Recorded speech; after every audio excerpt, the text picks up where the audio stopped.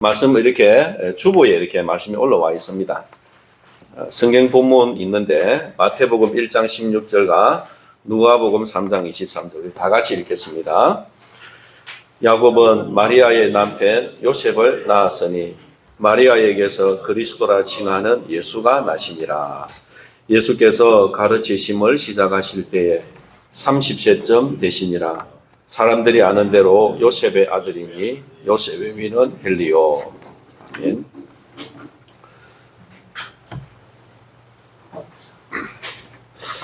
여러분, 그 사람을 알기 위해서는 그 사람이 어떤 사람인가 알려고 하면 그 사람의 족보를 봐야 되잖아요, 그죠? 그런데 족보가 바로 되면 인정을 받습니다. 심지어는 동물도 그죠? 족보가 있습니다. 개도 족보가 있습니다. 족보가 있는 개는 그 품종을 인정을 해주는 거고 족보가 없는 개는 그냥 잡종이죠, 그죠? 예수님도 족보가 있습니다.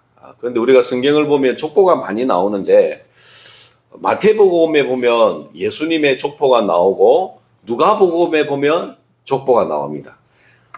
사복음서 중에 예수님의 족보와 예수님의 탄생이 기록된 내용이 마태복음, 누가복음 이렇게 나오는 거예요. 그런데 마태복음의 족보와 누가복음의 족보가 일치할까요? 일치하지 않을까요? 같을까요? 다를까요?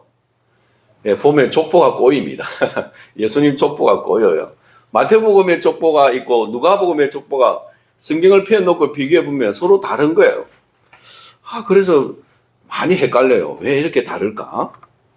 그래서 마태복음의 족보는 위에서부터 밑으로 내려옵니다.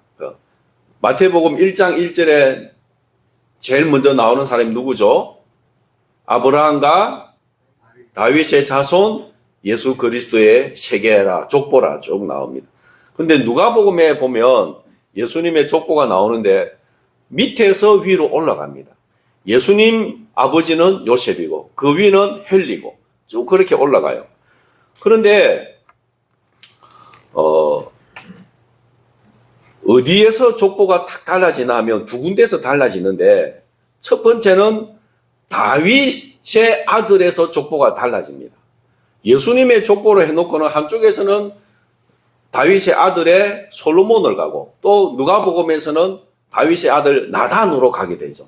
그래서 여러분 주부에 보면 대상 14장 3절에서 4절이 있는데 한번 읽어봅시다.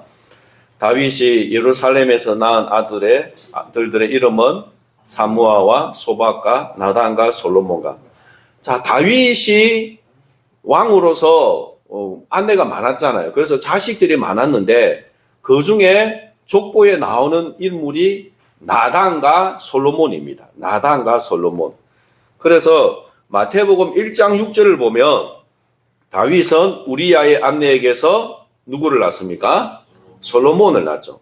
그래서 다윗, 솔로몬, 르호보암 이렇게 쭉쭉쭉 해서 예수님까지 내려옵니다.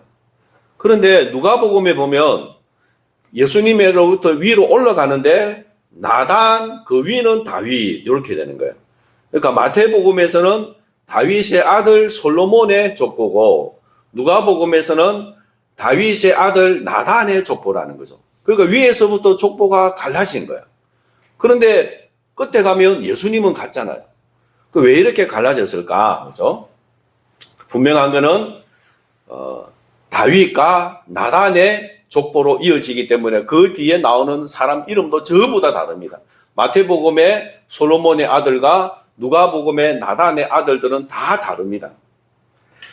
그러면 왜 이런 문제가 생기느냐 하면 두 번째는 요셉의 아버지도 다르겠죠, 그죠? 그러니까 예수님의 아버지가 누구예요? 여러분, 예수님의 법적인 아버지가 누구입니까? 요셉인데 마태복음에서 솔로몬의 아들로 내려오는 요셉의 아버지는 야곱이에요. 야곱. 마태복음 1장 16절에 보면 야곱은 마리아의 남편 요셉을 낳았다고 하죠. 마리아는 예수님의 어머니고 요셉은 예수님의 아버지나요. 그러니까 예수님의 아버지가 누구라는 거죠? 예수님의 아버지 요셉의 아버지가 누구라는 거죠? 야곱, 예수님 할아버지가 야곱이라는 거예요. 마태복음에서는 야곱이죠. 그러면 누가복음에서는 요셉의 위는 누구라고 합니까? 요셉의 위는 헬리래요. 헬리. 그러면 마태복음에서는 야곱이 요셉을 낳았다고, 친아버지가 야곱이래요. 그런데 누가복음에서는 요셉의 위는 헬리다. 그러니까 헬리가 요셉을 낳았다. 낳았다는 말은 없죠. 족보상에 그렇다는 거예요. 그러면 이게 요셉의 아버지가 두 명이 되고 예수님의 할아버지가 두 명이 됩니까?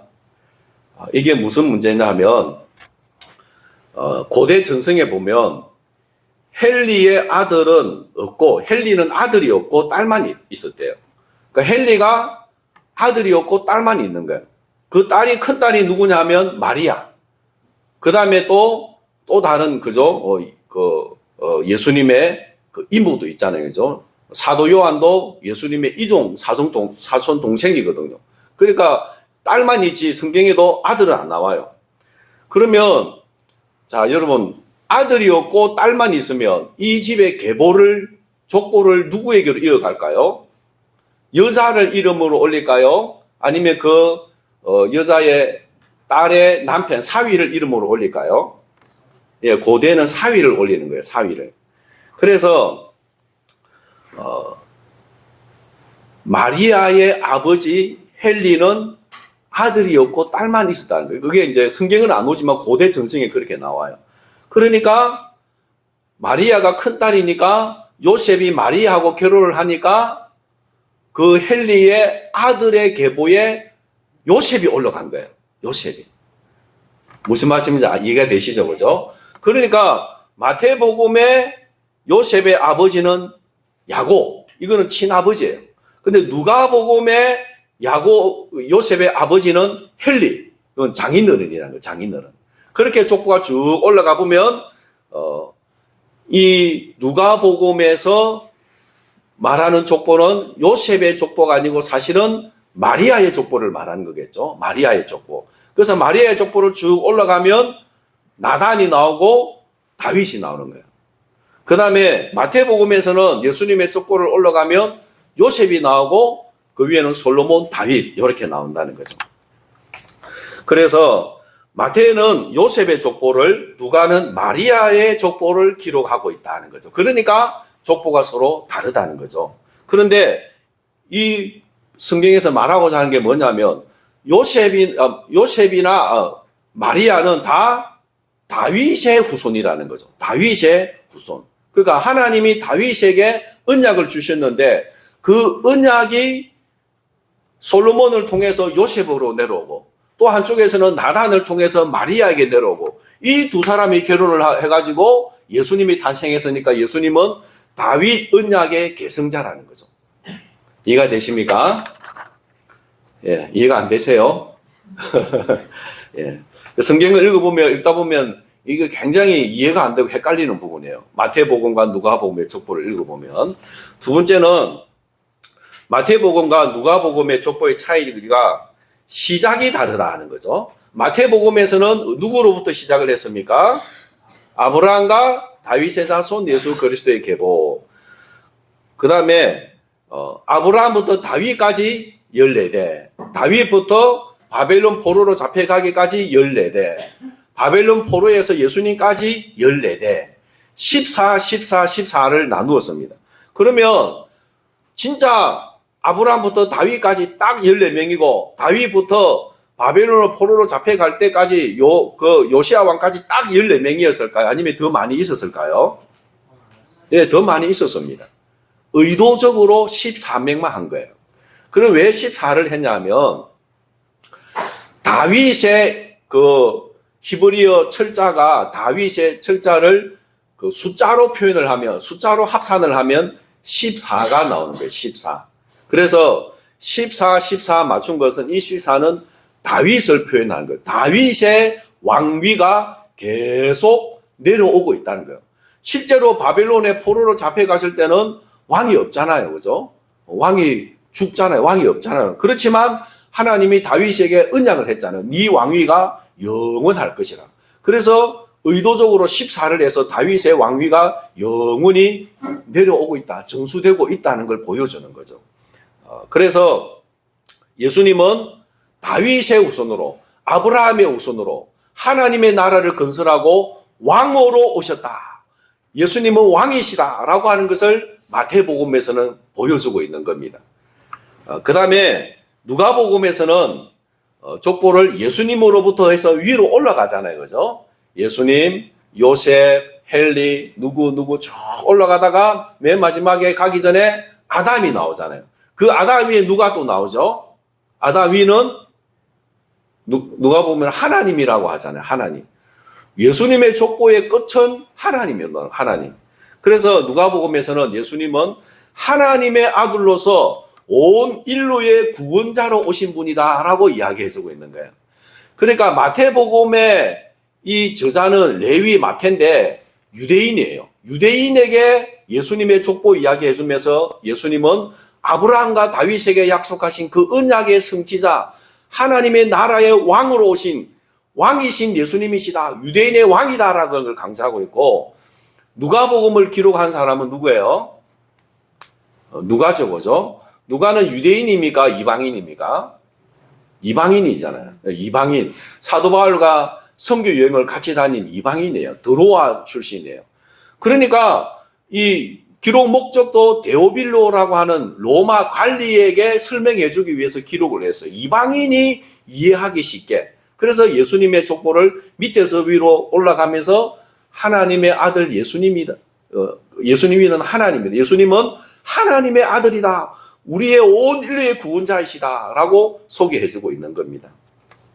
그러면 이렇게 족보가 마태복음에 나오는 족보, 누가복음의 족보를 다 혼합을 해서 섞어서 이 족보가 말하고 있는 게 뭔가를 살펴보면 하나님이 우리에게 하시는 메시지가 딱 나옵니다. 그래서 첫 번째로 족보가 말하고자 하는 게 뭐냐면 창세기 3장 15절을 이루시는 하나님의 열심을 보여줍니다. 여러분 창세기 3장 15절 한번 읽어볼까요? 시작. 내가 너로 여자와 원수가 되게 하고 네 우선도 여자의 우선과 원수가 되게 하리니 여자의 우선은 내 머리를 상하게 할 것이요 너는 그의 발꿈치를 상하게 할 것이니라. 하나님이 선악과를 따먹도록 유혹을 한 뱀을 저주한 거잖아요. 뱀을 저주하는데 그 저주가 뭐냐면 여자의 우선이 너의 머리를 깨트린다는 거죠. 뱀의 머리를 깨트린다는 거죠.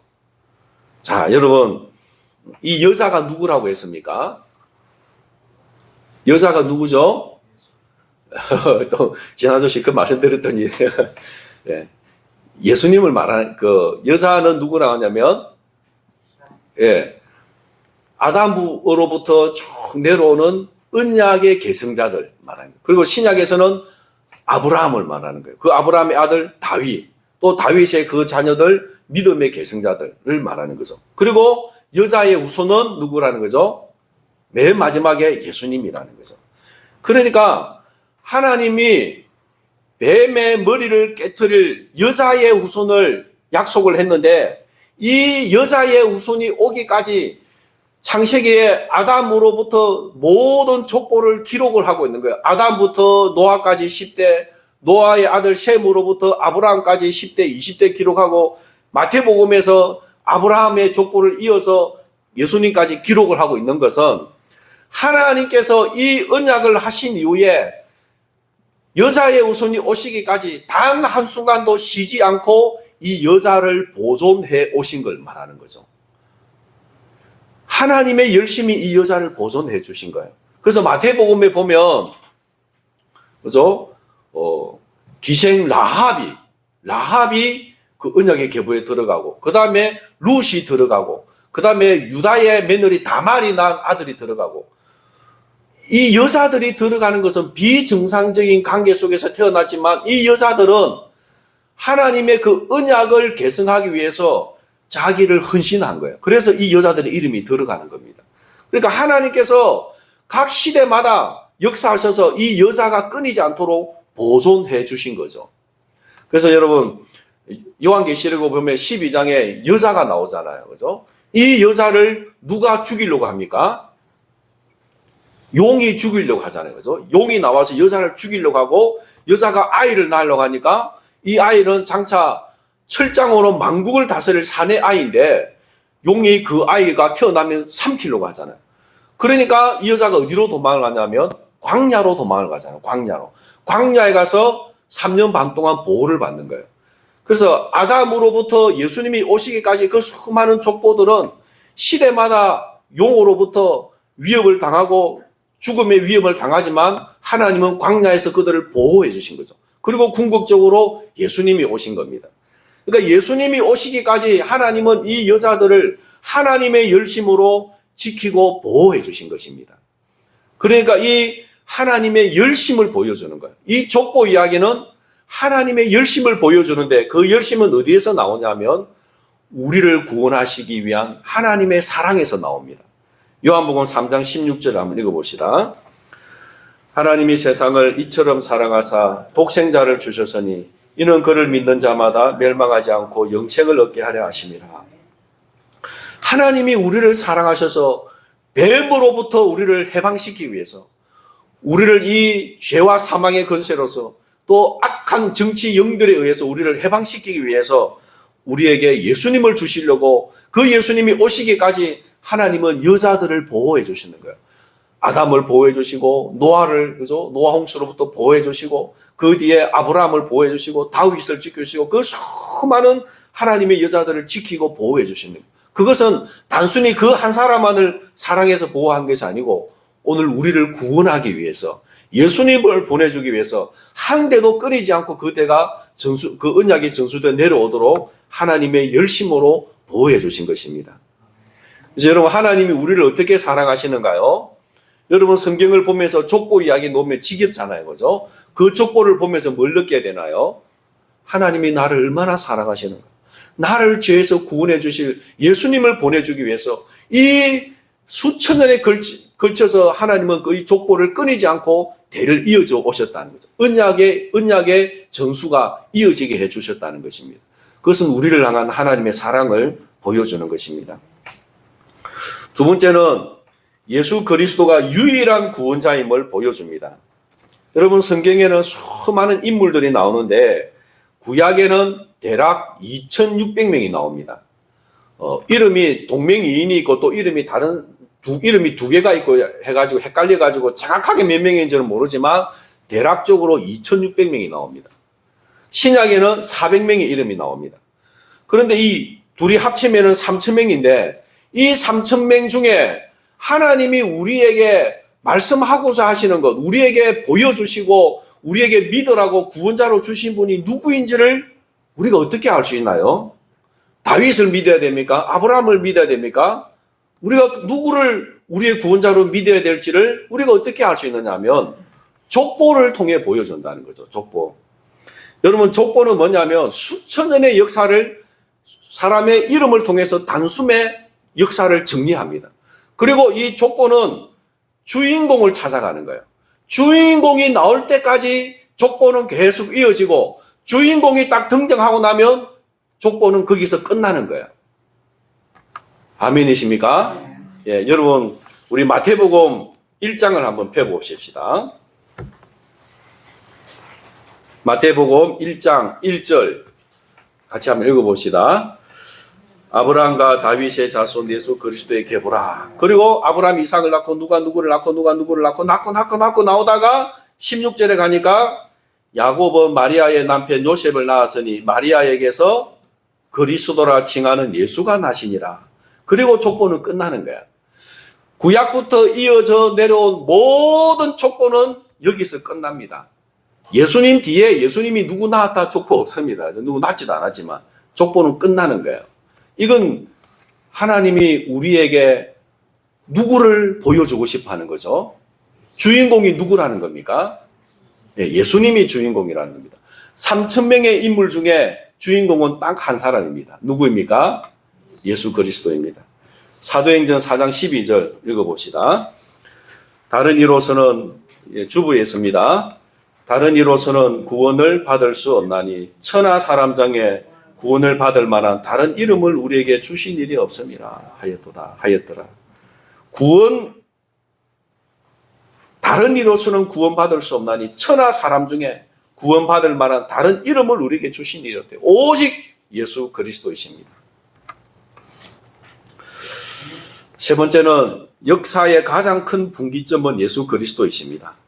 여러분, 인류 역사는 예수님이 오시기 전의 역사와 오신 이후의 역사로 나눠집니다. 우리가 AD와 BC를 쓰잖아요. 그죠? BC는 Before Christ, 뜻은 그리스도 이전이고, AD는 아노 도미니, 뜻은 우리 주님의 해, 주님 탄생 이후라고 하는 거죠. 오늘 우리가 2025년은 어디서부터 시작됐나요? AD로부터 시작이 되죠. 그죠? 그래서, 이 세상의 모든 사람은 자기 나이가 있잖아요.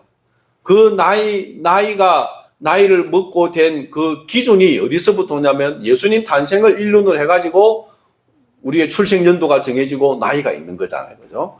그러니까 오늘 우리가 2025년은 예수님 이래에 몇 년이 됐다는 거죠? 2025년. 야, 이거보다 중요한 기준이 어디 있나요? 이 세상의 모든 사람들이 쓰는 이 기원이 예수님 탄생이라는 거죠. 예수님의 탄생이 이 역사의 가장 큰 분기점이 되었습니다. 그리고 미래의 인류 역사의 가장 큰 분기점은 그리스도의 재림이 될 것입니다. 예수님이 이 땅에 다시 오실 것입니다. 아멘이십니까? 예수님이 다시 이 땅에 오시면요, 이 땅에 근심 걱정 다 내려놓고, 이 땅에 아무리 많은 재산도 다 내려놓고 우리의 몸이 신령한 몸으로 변화되고 영원한 천국에 들어갈 것입니다. 이 땅에 아둥바둥 싸우며 살아가는 모든 것이 끝나게 될 것입니다. 예수님이 재림하시게 되면 인류의 역사는 끝납니다. 그리고 영원의 시대가 시작될 것입니다. 고린도전서 15장 한번 읽어봅시다. 그가 강림하실 때에 그가 모든 통치와 모든 권세와 능력을 멸하시고 나라를 아버지 하나님께 바칠 때라.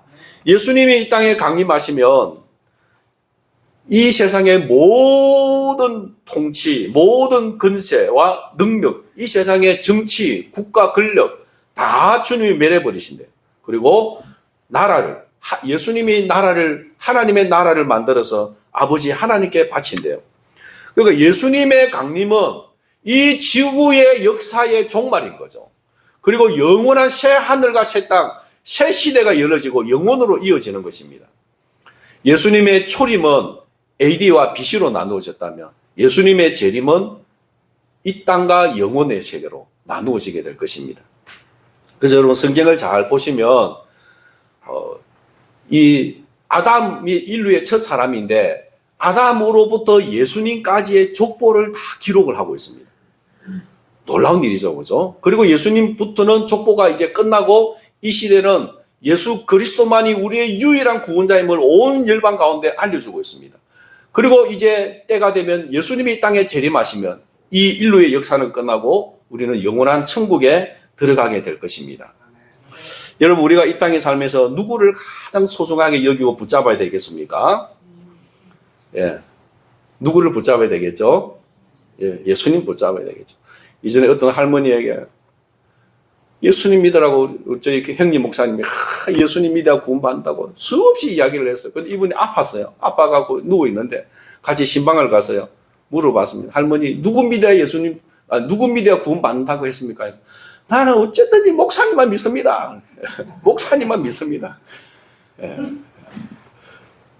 참 사람이 이렇게 눈에 보이는 걸 자꾸 믿으려 하는 것 같아요. 눈에 보이는 거는 아무것도 아닙니다. 그죠? 아무것도 아니에요. 저희 형님이 돌아가시기 전에 임사체험을 하셨는데 이 말씀을 하시더라고요. 폐가 물이 차가지고 호흡을 못하는 거예요.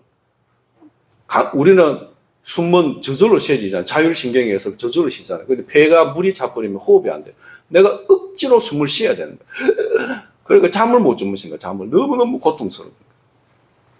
근데 이제 밤 12시쯤 이렇게 돼 가는데 너무 힘든데 이렇게 자기가 빠져나오더래요. 빠져나와서 위에서 보니까 형님이 누워있더래요. 그리고 간호사들이 왔다 갔다 하던 게 보이더래요. 자기는 분명히 다 보이는데 자기 몸이 누워있는 게 보이는 거예요. 그리고는 이 자기 영이 어딘가로 확 끌려 올라갔는데 저 앞에 보니까 너무나 영광스러운 그 어떤 천국이 있대요. 하나님의 나 천국이 확 보이는데 거기에 들어가야 되는데 두려움이 생기는 거야. 내가 뭘 가지고 저기에 무슨 자격을 가지고 들어갈까? 그래서 호수무늬를 뒤져봤대요. 내가 무슨 자격이 있나? 보니까 그래도 내가 이 부산에 그 역에 가가지고 그 노숙자들 컵라면을 전하고 복음을 전했는데 그걸 몇 년 동안 했는데 내가 그래도 열심히 전도하고 가난한 사람 도와주는데 요거 가지고 천국 갈지 않을까 그걸 끄집어내니까 아무런 효과가 없고 아무 효과 없고 그리고 마음에 뭐가 떠오르냐면 오직 예수 그리스도뿐이다. 이 마음이 그리고는 잠에서 다시 몸으로 돌아온 거예요. 그리고 좀 더 계시다가 돌아가셨는데 오직 예수님밖에 없다고 우리에게 신신당부를 하시고 돌아가셨습니다. 여러분 이 땅에 있는 거 다 언젠가는 끝납니다. 그죠? 다 아무리 나한테 소중한 것도 끝납니다. 끝나는 거예요. 우리 성도 중에 한 분이 자기 아들 때문에 너무너무 걱정을 하는 거예요. 돈도 없고 아들이 정신적으로 문제가 있고 너무너무 걱정을 하는 거예요. 그래서 입으로는 하나님께 맡깁니다, 믿습니다 하고 하면서 만나서 이야기만 하면은 염려, 걱정밖에 없는 거예요. 그래서 제가 뭐라 했습니까? 당신은 입으로는 믿는다고 하지만 마음으로는 안 믿는다. 마음으로 안 믿는다. 그래서 아들도 하나님께 맡기라. 당신이 어떻게 할 수 없는데 아무리 걱정해본들 어떻게 할 수 있느냐. 나도 내 아이들이 있지만 애들이 죽을 수도 있고 내보다 먼저 죽을 수도 있고 그러면 천국 가는 거고 이 땅은 잠시 살다가 천국 가서 영원히 사는데 하나님께 맡기라. 여러분, 여러분의 모든 문제들을 하나님이 우리에게 보내주신 유일한 예수 그리스도를 의지하고 맡기시기를 바랍니다. 예수님 이외에 소망이 없습니다. 제가 아는 목사님 누님이 이제 70대는 아직 안 됐는데 70 가까이 가는데 몸이 아파서 병원에 갔더니 폐암 말기예요. 폐암 말기. 이미 전이가 다 됐어요. 그 서울에 가려고 예약을 해놓았는데 갑자기 배가 아파가지고 병원에 가니까 장 폐쇄증이 왔대요. 그 소장의 일부를 잘라냈는데 혹이 있더래요. 그래서 그걸 또 검사를 해보니까 암이라는 거죠. 폐의 암이 온몸에 전이가 된 거예요. 그래서 이제 28일인가 12월 28일쯤에 이제 서울에 가는데 이미 다 포기한 상태예요. 그래서 목사님이 누님에게 그랬대요. 누나, 죽는 거 두려워하지 마라. 천국이 있다. 아이가 예수님 믿으면 천국 간다. 그러니까 누나가 하는 말이 죽는 거는 안 두려운데 죽으면 천국 바로 안 가고 또 돌아다니면 어찌 되노?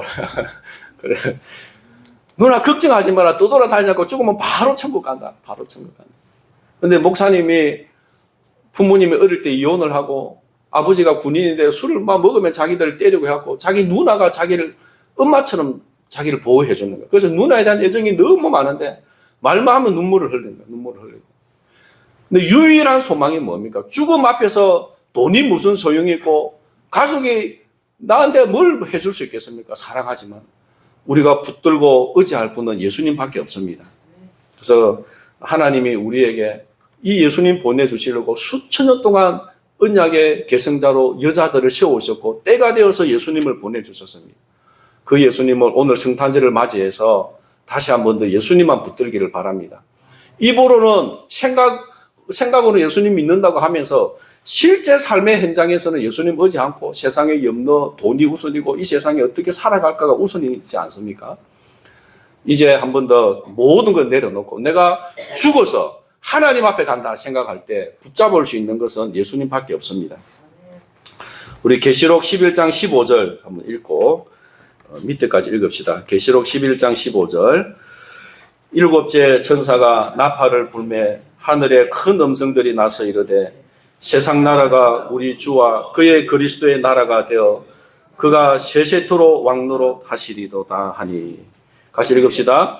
인류의 유일한 소망 예수 그리스도의 오심을 감사하며 모든 영광을 하나님께. 메리 크리스마스.